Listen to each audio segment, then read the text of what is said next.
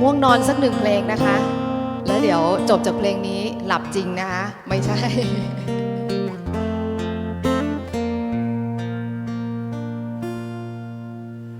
เมื่อตะวันลับลา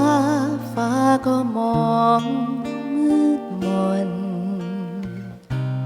ทนเงียบเหงาอ้างว้างเมื่อเธอลาลับไกลกลับอุ่นไอไม่สางใจฉันทางเพียงเธอรู้หรือไม่ว่าภายในดวงตาสองนั้นฉันได้พบความอบอุ่นใจรู้หรือเปล่าว่าข้างในรอยยิ้มของเธอฉันได้เพ้อละเมอคร่ำครวญอิ่ม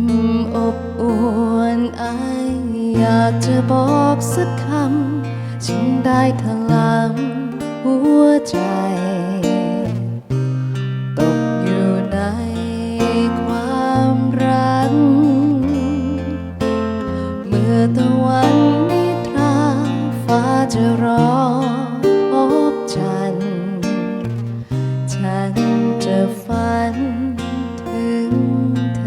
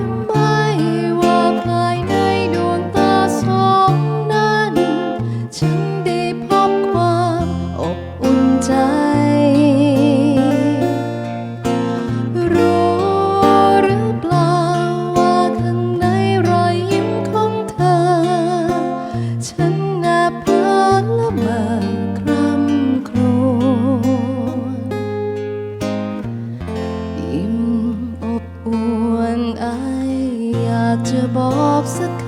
ำฉันได้ถลำหัวใจ